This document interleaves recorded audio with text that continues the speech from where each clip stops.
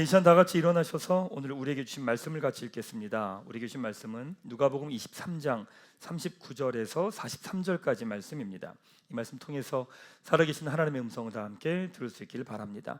우리 39절부터 말씀을 함께 읽도록 하겠습니다. 달린 행악자 중 하나는 비방하여 이르되 내가 그리스도가 아니냐 너와 우리를 구원하라 하되 하나는 그 사람을 꾸짖어 이르되 내가 동일한 정죄를 받고서도 하나님을 두려워하지 아니하느냐 우리는 우리가 행한 일에 상당한 보응을 받은 것이니 이에 당연하거니와 이 사람이 행한 것은 옳지 않은 것이 없느니라 하고 이르되 예수여 당신의 나라에 임하실 때에 나를 기억하소서 하니 예수께서 이르시되 내가 진실로 내게 이르노니 오늘 내가 나와 함께 낙원에 있으리라 하시니라. 아멘. 그 자리에 앉으시기 바랍니다. 가슴에 손을 들고 제가 하는 기도 따라하겠습니다. 하나님은 나를 사랑하십니다.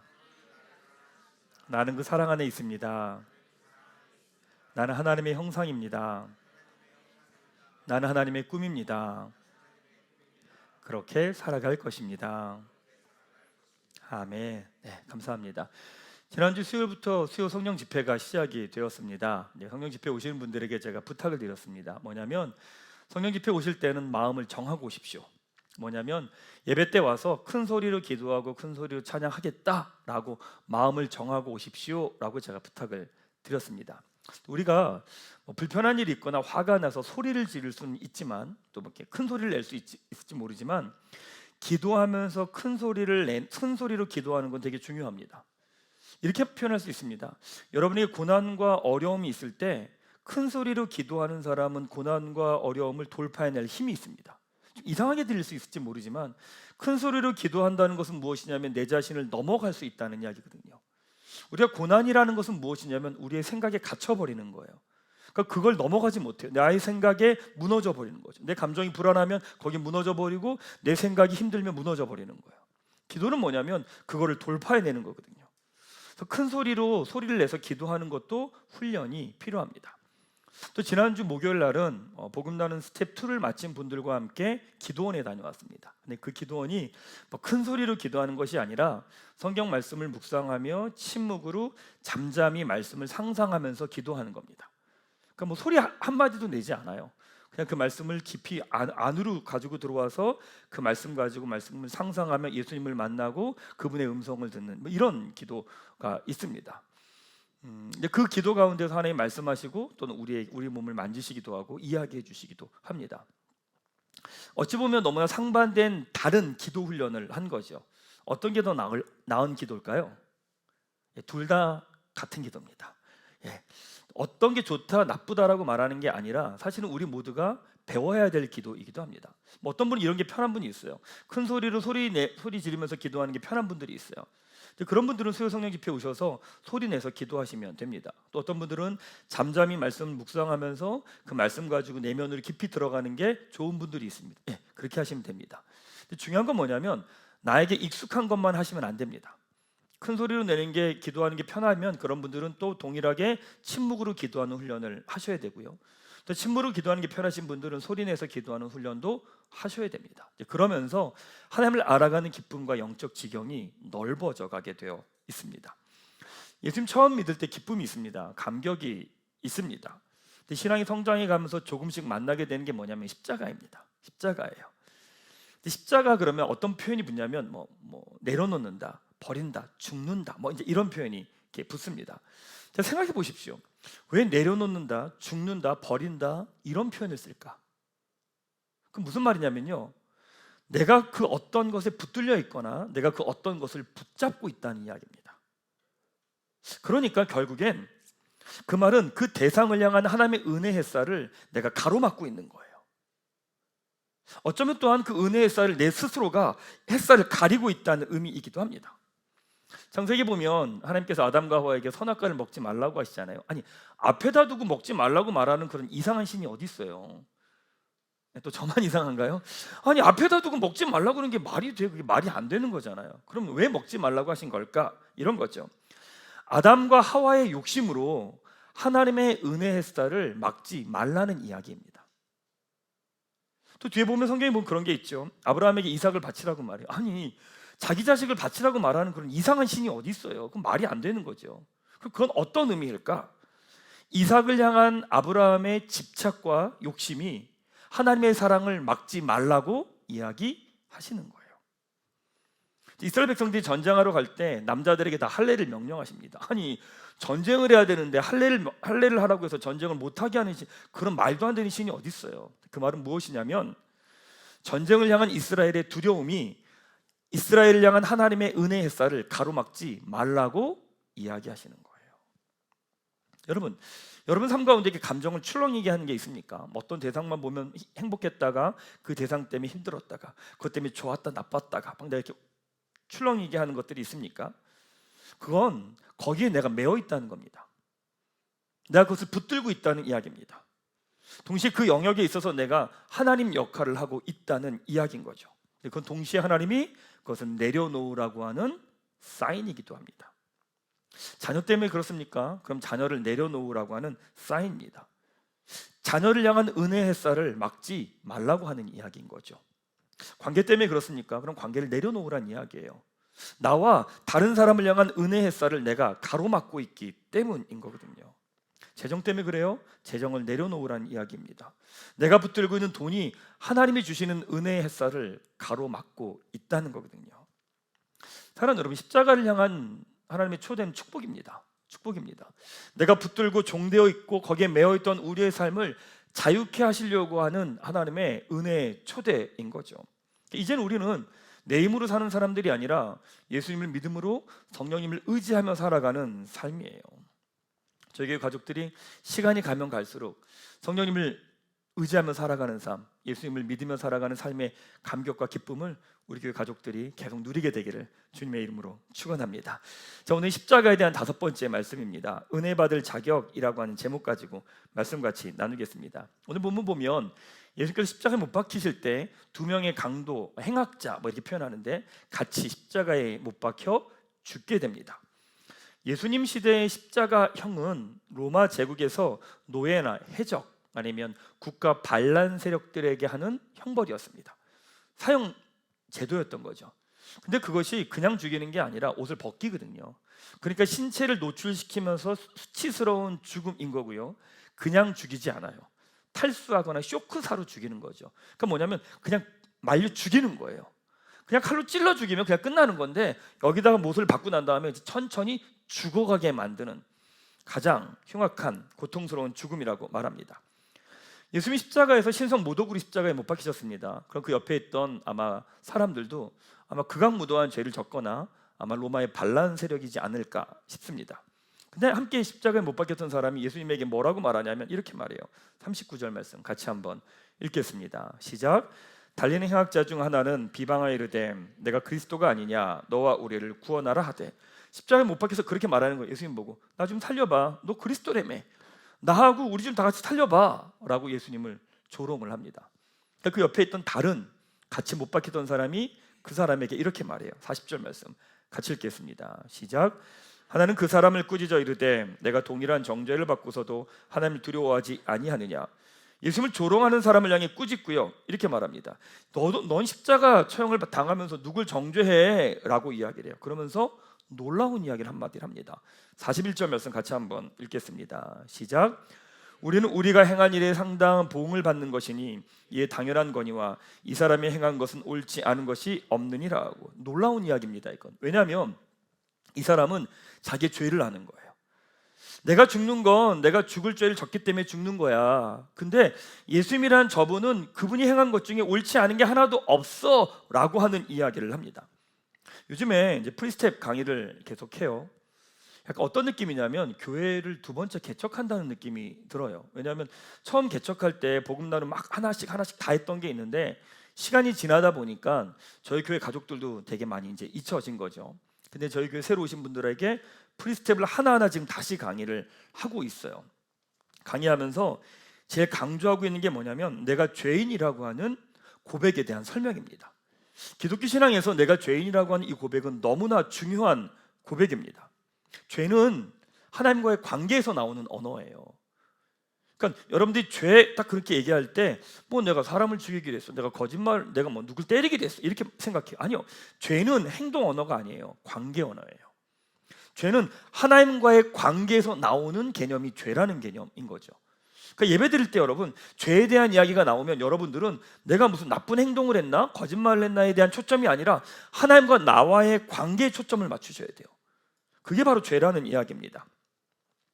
교회 처음 시작할 때 내가 죄인입니다 라고 하는 고백에 대한 이야기를 많이 하니까 몇 분이 저한테 찾아오셔서 이런 이야기를 하는 거예요. 목사님, 왜 이렇게 부정적인 이야기를 하세요? 좋은 이야기 하지. 내가 죄인입니다, 이거 뭐 좋다고 이런 얘기 계속 하세요. 이런 이야기를 저한테 하시는 거예요. 그런 얘기 들으면 사람들 힘들어요, 우울해져요. 이런 얘기 저한테 하시더라고요. 자, 여러분, 내가 죄인입니다 라고 하는 이 고백이 부정적인가요? 이 고백이 우리를 위축시키나요? 이 고백이 우리를 더 우울하게 만드나요? 아니요, 결코 그렇지 않습니다.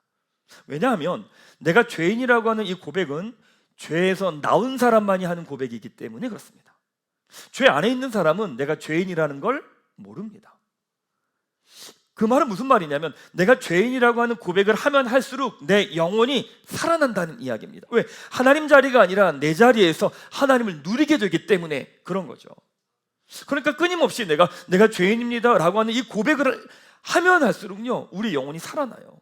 여러분, 가정에서 내가 죄인입니다 라고 하는 고백을 하면 그 가정이 살아나기 시작해요. 왜? 내가 하나님 자리가 아니라 나의 자리에서 하나님을 누리게 되기 때문인 거죠. 이 땅의 사람들은 자기에게 답이 없음을 알아요. 내가 수고하고 노력하고 애써도 답이 없다는 걸 알아요. 그래서 이 세상 사람들이 하는 방법은 세 가지 방법을 씁니다. 첫 번째 방법은 뭐냐? 더 노력합니다. 내가 애썼는데 안 됐어요. 이렇게 생각해요. 내 노력이 부족한가? 내가 덜 열심을 내서 그런가? 더 열심히 해야지. 더 최선을 다해요. 두 번째는 어떻게 하느냐? 쾌락에 집착합니다. 어차피 답이 없으니까 그냥 나한테 있는 거 그냥 회피하면서 외면하면서 즐거움과 육체의 즐거움과 쾌락에 탐닉을 하는 거죠.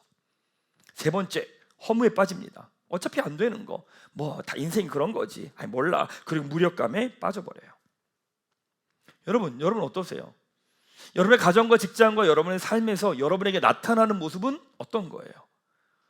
이 세상 사람들은요, 이 세 가지 모습입니다. 더 열심히 하거나 쾌락에 빠지거나 그 다음에 허무에 빠지거나, 이 세 가지입니다. 여러분 어떠십니까? 여러분 앞에 있는 문제와 상황 가운데서 여러분 어떤 모습을 지금 갖고 있습니까? 그럼 그 방법 말고 다른 방법은 없나요? 다르게 풀어갈 수 있는 방법은 없을까? 근데 십자가에 못 박혔던, 예수님을 조롱하던 그 죄수에게 꾸짖던 죄수가 다른 방법을 보여줍니다. 예수님에게 이렇게 말하죠. 42절 말씀 같이 한번 읽겠습니다. 시작. 이르되 예수여, 당신의 나라에 임하실 때에 나를 기억하소서 하니, 자신에게 답이 없는 마지막 순간에 예수님께 자기의 삶을 내어드립니다. 그리고 예수님은 그 죄수에게 이렇게 말씀하세요. 43절 같이 한번 읽겠습니다. 시작. 예수께서 이르시되 내가 진실로 내게 이르노니 오늘 내가 나와 함께 낙원에 있으리라 하시니라. 말도 안 돼. 말도 안 되지 않습니까? 아니, 지금까지 사는 건 그렇게 극악무도하게 살았다가 마지막 순간에 내 인생은 맡깁니다, 나를 기억해 주십시오, 이 한마디로 그렇게 큰 죄를 지은 죄수가, 예수님을 위해 한 게 아무것도 없는 그 죄수가 구원을 받아요. 여기에 십자가 사건의 중요한 의미가 담깁니다. 그것이 무엇이냐? 바로 은혜입니다. 한번 생각해 보십시오.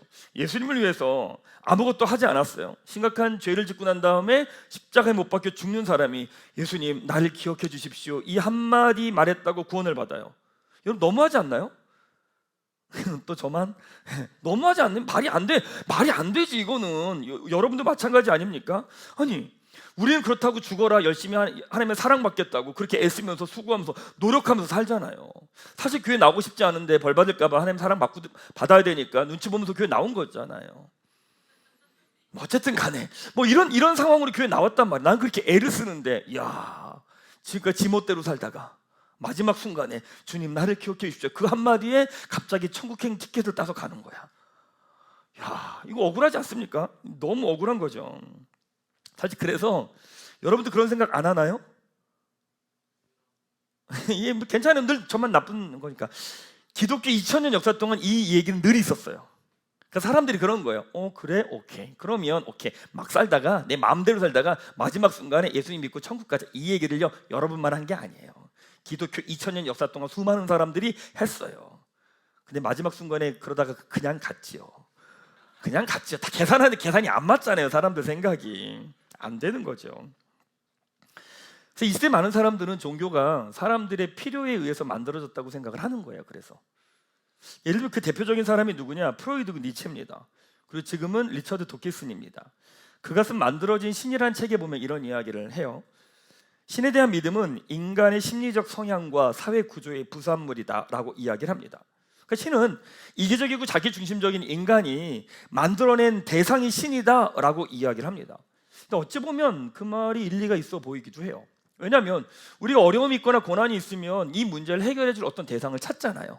만든단 말이에요. 뭐 사회 정치적으로도 신이라는 존재를 통해서 그 문제를 해결하는 방법도 있으니까. 그러다 보니까 우리는 어떠냐면 신에게 신이 나한테 잘해주기를 바라니까 어떻게 하냐면 신에게 뭔가를 바쳐야 된다고 생각을 하는 거예요. 그러니까 신에게 뭔가를 바치면 신이 나에게 잘해줄 거라고 생각을 하는 거죠. 이렇습니다. 그래서 어떻게 해요? 그게 많은 예물을 바치고 재물을 바쳐요. 그게 제사제도예요. 심지어 어디까지 갔냐면 사람의 생명까지 바치는 거예요. 왜? 그렇게 바치면 신으로부터 뭔가 올 거라고 생각하죠. 그러니까 종교는 뭐냐면 기브앤테이크예요. 종교는 기본적으로 기브앤테이크예요. 뭐냐면 내가 신에게 뭔가를 바치면 신이 나에게 뭔가를 줄 거라고 하는 것들을 상정하고 가요. 이 교회 다니는 분들도 그런 분들이 꽤 많아요. 교회 다니는 분들도요, 내가 하나님한테 뭔가를 드리면 하나님이 뭔가를 주실 거라고 받는다고 생각을 해요. 근데 그 이야기는 반은 맞고 반은 틀려요. 이건 나중에 말씀드릴 거예요. 근데 교회 다니는 분들도 그래요. 내가 하나님한테 뭘 하면 뭘 받을 거라고 생각해요. 또 이렇게 생각해요. 내가 뭐 한두 주 교회 안 가면 하나님한테 벌 받을 거라고 생각을 해요. 네. 그러니까 언제나 신이 하나님에 대한 개념이 뭐냐면 기브앤테이크예요. 그러다 보니까 자연스럽게 우리 안에 그런 생각을 갖고 있죠. 참 생각해보면 여러분, 기독교에도 순교가 있고 이슬람교에도 순교가 있습니다. 무슨 차이가 있을까요? 이슬람 사람들도 순교해요. 근데 개신교 있는 사람들도 기독교 사람들도 순교했거든요. 같은 순교일까? 그럼 우리가 굳이 교회를 다닐 필요 없잖아요. 그럼 이슬람 해도 되지 뭐. 일부 다처지라 하던데. 그렇죠? 아니 갑자기 제가 이상한 얘기를 했군요. 이해하십시오. 아니 굳이 그러면 교회 다닐 필요가 없잖아요. 왜 그러면 굳이 교회를 다녀야 될까? 순교가요 근본적으로 다릅니다.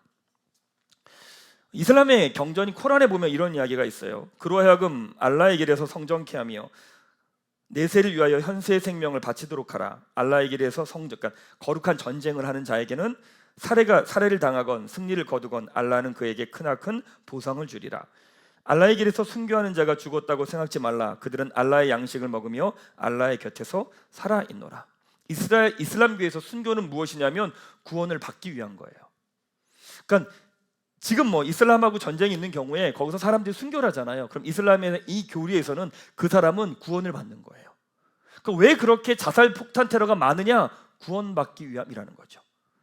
그러면 교회에서 기독교에서의 순교는 뭐냐? 사도행전 20장 23절 24절에 이렇게 말씀합니다. 같이 한번 읽겠습니다. 시작. 오직 성령이 각성해서 내게 증언하여 결박과 환난이 나를 기다린다 하시나 내가 달려갈 길과 주 예수께 받은 사명 곧 하나님의 은혜의 복음을 증언하는 일을 마치려 하면은 나의 생명조차 조금도 귀한 것으로 여기지 아니하노라. 무슨 말이에요? 은혜의 복음이에요. 나를 구원해 주셨기에, 나를 살려 주셨기에 그것에 감사해서 나의 생명을 드린다는 거예요. 죽을 수밖에 없었던 인생, 이러나 저러나 답 없는 인생, 그런 인생을 살려주셨기에 너무 감사해서 나의 생명을 드린다는 거죠. 여러분, 헌금을 드리는 것도 다른 종교는요 복을 받기 위해서 드리는 거고요, 기독교에서는 뭐냐면 나를 구원해 주심에 대한 감사의 표현이 헌금인 거예요. 봉사도 마찬가지인데 일반 종교에서는요 내가 복을 받기 위해서 봉사를 하는 거죠. 근데 기독교에서는 나를 구원해 주셨기에 나의 시간과 물질의 주인이 하나님이심을 고백하면서 하나님께 드리는 거예요. 근본적으로 다른 거죠. 결론적으로 다른 종교는 구원을 받으려고 내 생명을 드려요. 근데 기독교는 구원을 받았기에 내 생명을 드려요. 다른 종교는 구원이 목적이에요. 그러나 우리는 구원이 시작이에요. 그래서 기독교는 언제나 전제가 있습니다. 그게 뭐냐? 은혜입니다. 여러분이 은혜라는 말을 들으면 이렇게 생각하셔야 돼요. 하나님 먼저, 이게 은혜예요. 그러니까 우리가 하고 있는 모든 것에 하나님이 먼저, 이게 은혜라고 하는 개념입니다.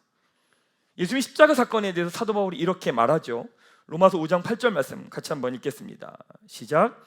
우리가 아직 죄인 되었을 때 그리스도께서 우리를 위하여 죽으심으로 하나님께서 우리에 대한 자기의 사랑을 확증하셨느니라.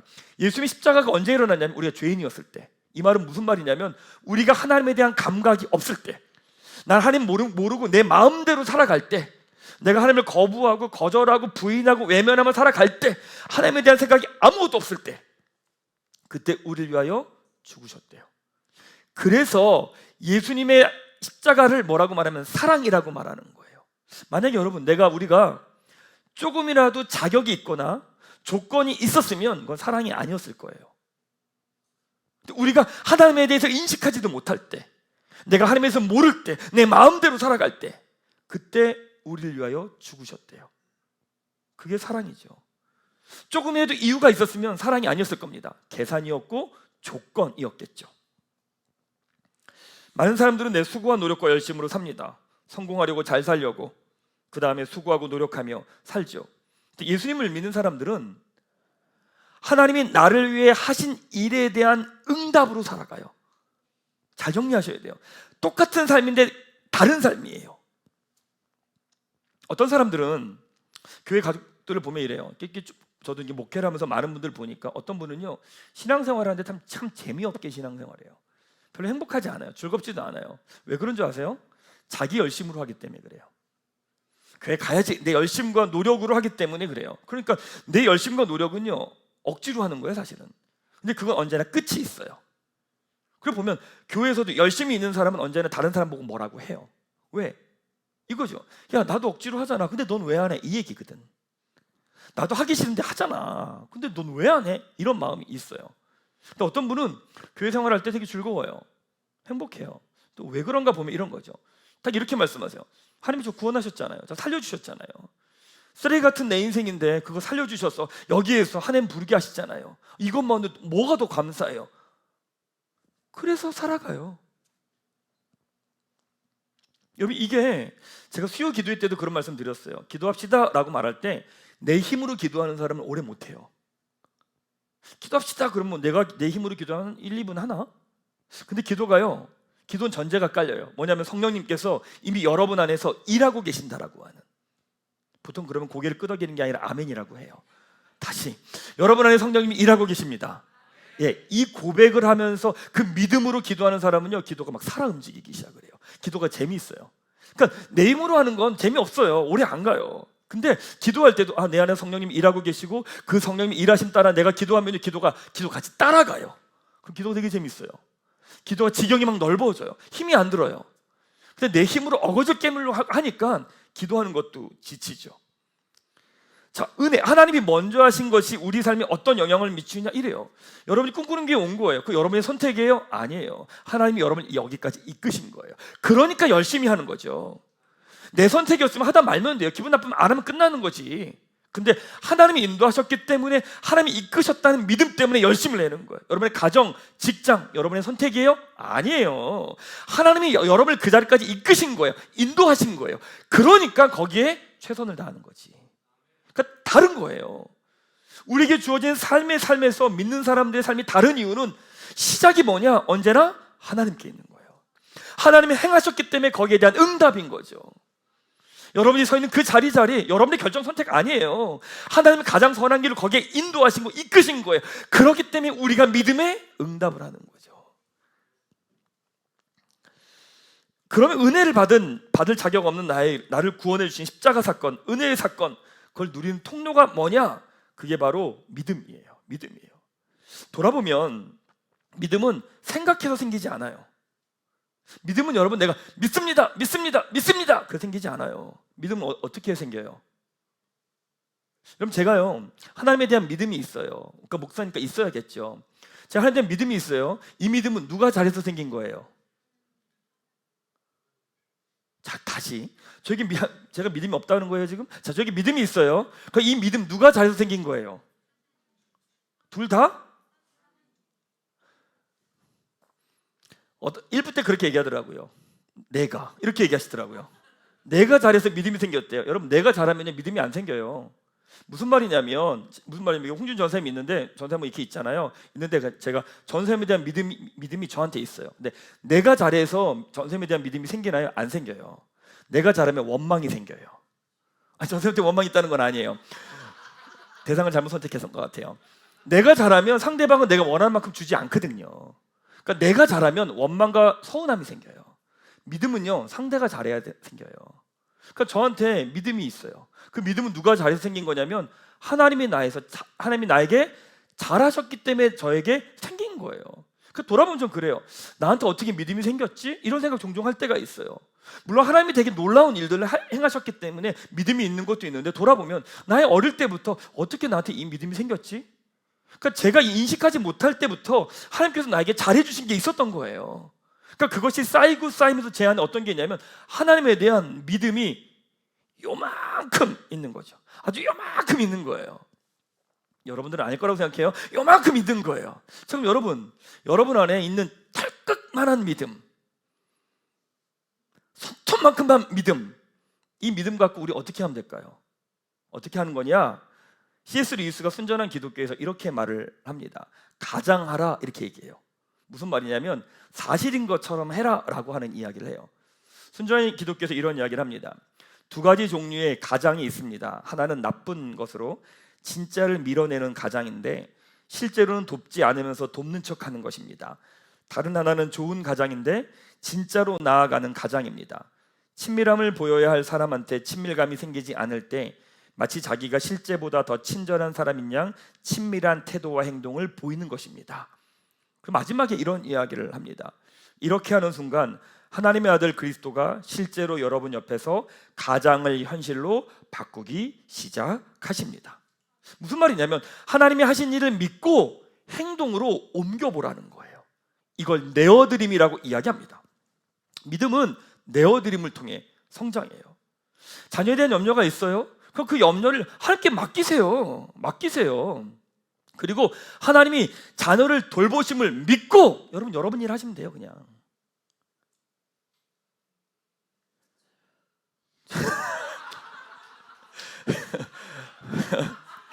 네, 되게 진지한 분위기인데 분위기를 한 번에 그냥 주여 한마디가 끝냈습니다. 야, 어떤 분에게 제가 여성 수련회 같이 갑시다 그랬더니 목사님 불편해요, 부담스러워요, 뭐 이런 이야기 하는 거예요. 그럼 어떡해요? 부담감은요 하나님께 맡기는 거예요. 하나님께서 내 부담감 책임져 주실 것을 믿고 나는 가는 거예요. 새로운 도전을 해야 돼요? 두려워요. 그럼 어떻게 해요? 두려움을 하나님께 맡기는 거예요. 그럼 하나님께서 나에게 힘 주셨음을 믿고 걸음을 나아가는 거예요. 그게 예수를 믿는 사람들의 삶이죠. 성경을 뭐라고 표현하냐면 십자가라고 표현하는 거예요. 성경은 이것을 내가 죽었다고 표현하는 거죠. 왜냐하면 우리는 지금까지 내 힘으로 사는 방법밖에 몰랐던 거예요. 내 힘으로 살아온 방법밖에 몰랐던 거예요. 근데 이제 내가 내 힘으로 사는 게 아니라 성령님을 의지하고 예수님을 믿으며 살아가는 삶의 길을 열어주신 거죠. 근데 우리가 한 번도 살아보지 않았으니까 이 걸음을 걸어가는 게 너무 두려운 거예요. 그 성경은 뭐라고 표현하냐면 그걸 십자가라고 표현하는 거예요. 전 이제 여러분하고 십자가에 대한 말씀을 나누면서 십자가에 대한 개념이 여러분들에게 조금 다른 의미로 다가왔으면 좋겠어요. 내 걸 포기하고 희생하고 수고하고 내려놓는 게 아니라 하나님을 누리라고 허락하신 그 걸음이 뭐냐? 십자가라고 하는 거예요. 여러분에게 갖고 있는 부담감과 짐들 하나님께 맡기세요. 그럼 여러분들이 갖고 있어요. 저 처음 전도사 할 때 이거 제 아내가 저기 있네요. 전도사 할 때 처음 사례비가 52만 5천 원이었어요. 그러면 그 11조 내고 감사원금 내고 뭐 교통비 빼고 나면 남는 게 별로 없었어요. 그때 이제 차를 끌고 다니는데 저희 아들이 차에 딱 타자마자, 차에 타면 뭐 한 줄 아세요? 차에 타자마자 언제나 기름을 확인하셨어요. 기름이 얼마나 있으신지 늘 확인하셨어요. 그래서 제가 너 뭐 하냐? 그러면 종훈이가 하는 말이면 기름 얼마나 있나 해서 왜? 아빠 돈 없잖아 이러는 거예요. 제가 뭐라고 말했냐면 그걸 네가 왜 걱정해? 그건 아빠가 걱정할 문제지. 그건 네가 걱정할 문제가 아니야. 너는 그냥 차에 타면 돼. 그냥 아빠가 갈 거야. 그럼 너는 그냥 살아. 네가 걱정할 문제가 아니야. 근데 지금도 걱정을 안 하고 언제든지 저를 연락해서 오라고 해요. 그거는 아들이 걱정할 문제가 아니죠. 그건 누가 걱정할 문제예요? 그건 하나님이 알아서 하실 문제죠. 사랑하는 여러분, 하나님께서 우리를 자격 없는 조건 없는 우리를 구원해 주셨어요. 살려 주셨어요. 마치 막차 탄 강도 같은 느낌. 자격 없고 조건 없고 내세울 것 없어요. 근데 놀라운 게 뭔지 아세요? 은혜 받는 조건이 바로 그거예요. 내가 자격이 없음을, 내가 답이 없음을, 나에게 소망이 없음을, 내가 아무것도 내세울 게 없음을. 바로 그것이 은혜 받는 조건이에요. 하나님께서 여러분을 구원하셨음을 믿으시기 바랍니다. 그러기에 우리가 할 게 뭐냐? 믿음으로 살아가는. 사랑하는 여러분, 이제 우리 삶은 내 열심과 수고로 사는 삶이 아니에요. 우리 삶은 예수님을 믿음으로 살아가는 삶이고요, 성령님을 의지하며 살아가는 삶이에요. 그 안에 기쁨이 있고요, 감격이 있고요, 자유함이 있고요, 생명이 있어요. 사랑하는 꿈꾸기의 가족 여러분, 더 이상 저희 아들처럼 뒷자리에서 기름 걱정하지 마십시오. 혼자 염려하며 걱정하며 불안하며 그렇게 있지 마십시오. 여러분의 마음의 염려와 짐들은 하나님께 맡기세요. 그리고 우리는 그 믿음의 길을 걸어가는 거예요. 말씀 마무리할게요. 2부 예배 드리려고 사무실에 앉아있다가 갑자기 어떤 생각이 하나가 들었어요. 그 생각이 들었는데 뭐냐면 갑자기 어떤 걱정이 하나가 딱 떠올랐어요. 어떡하지? 이 걱정이 딱 떠올랐어요. 근데 또 어떤 생각이 들었냐면 그 걱정을 제가 10년 전에 했더라고요. 10년 전에 했던 걱정이에요. 근데 그 걱정이 10년간 아무 일도 일어나지 않았어요. 근데 그 걱정을 제가 또 하고 있는 거예요. 그래서 예배 드리다가 딱 그 생각이 들었어요. 아이고야, 또 혼자 저희 교회 전문 용어로 삽질을 하고 있더라고요. 이제 그만 하나님께, 그리고 즐거운 마음으로 내려왔어요. 사랑하는 여러분, 이제 여러분들은 여러분의 힘으로 사는 삶이 아니에요. 성령님을 의지하고 예수님 믿음으로 사는 삶이 되게 기뻐요. 되게 행복해요. 즐거움이 있어요. 감격이 있어요. 지금까지 여러분이 살아온 삶과는 다른 삶의 걸음과 길이 있어요. 그 감격과 기쁨을 시간이 갈수록 누리고 경험하는 우리 교회 가족 한 분 한 분 되시기를 주님의 이름으로 축원합니다. 우리 함께